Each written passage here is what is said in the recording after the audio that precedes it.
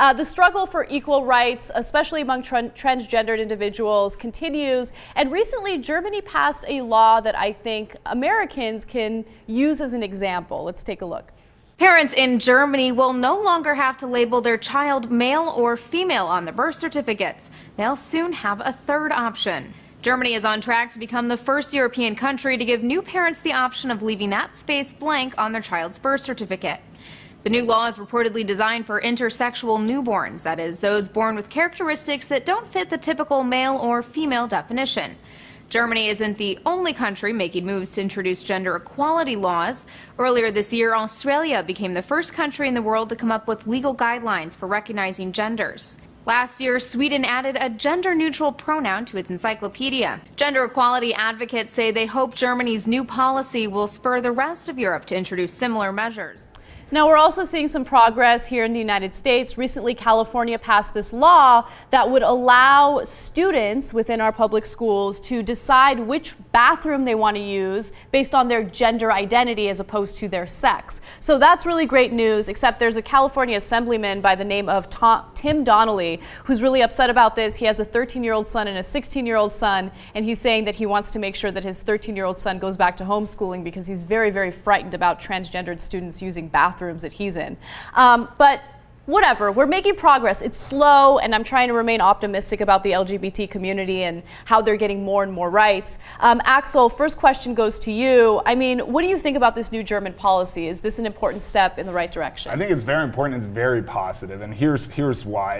It's less, finally we're understanding, and they're understanding, that it's less about policy, politics, and opinion, morality, and it's more about human rights and science. Finally, you know, we don't have contempt over science to a certain extent. And I think it'll have huge repercussions on marriage laws, on passports, on identity, in general, and everything that comes via, and it's going to put a lot of pressure to Brussels and the EU to adapt to this new system. And I think that that's going to have huge repercussions around the world. Jenny, have you ever been uncomfortable at the thought of your future children having to share a bathroom with someone who might have, like, let's say your daughter has to share a bathroom with someone who has a penis but identifies as a girl? Well, I'm always uncomfortable in bathrooms, so that's right. Just my general take on that. No, I mean, I think that it's sad, this situation, because this guy in California is literally peddling fear. Yep. And he's teaching his children fear. And all of these people want, you know, the LGBT community just wants things to be a little easier for them. I mean, I can't imagine what they go through on a daily basis. All they want to be able to do is to use the restroom that they feel the most comfortable in. And because it might make his sons a little uncomfortable, which, by the way, is probably because that's how he's raised them. Exactly.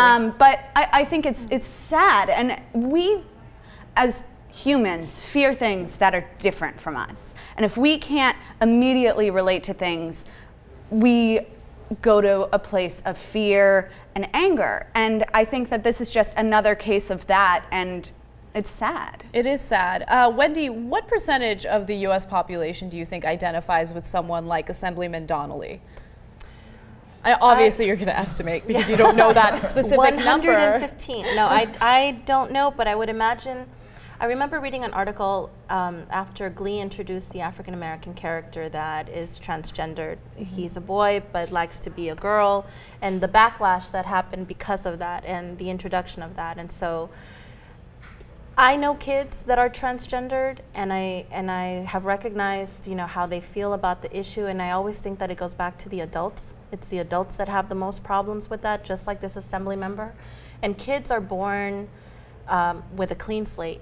It's what we teach them that ends up, you know, affecting the way in which they see their lives and society around them, and therefore their friends. But I would imagine that there's a large portion of the American population that simply just by looking at marriage equality has no idea how to even look at gender equality. Definitely. So, I mean, I remember one of the most important classes I took in college, and people like to make fun of soft sciences like this, but I took a sociology class where they talked about gender identity, and they talked about how some people will be born with a certain sex, but the sex is different from gender. You might be born with a penis, but you identify as a female, and you're literally trapped in your own body. And that was something that was really important for me to learn, and it's important for the American public to learn, because I think a lot of fear among the LGBT community or toward the LGBT community stems from ignorance. People who believe that gay people are not born that way, that they make a conscious decision, which is insane. Or people that for some reason or another want to put themselves through hormone treatments and, you know, like ridiculously painful and dangerous surgery so they change their sex. Like, I think education is always the best way to go about situations like this. That's the only way that you're going to see progress. Final question. I'm really curious what Jenny thinks about what's happening in Russia right now with all of this like anti-gay legislation. Well, you know, I used to work at RT for the Alona show, and we focus mostly there on U.S. politics and things that directly involved the U.S. I think the situation in Russia is complicated. I think it's sad.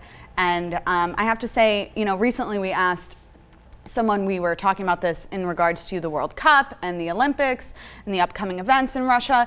And one of our guests said, we should just really gay it up. Just everyone should go and make it the biggest gay party on the planet at the time.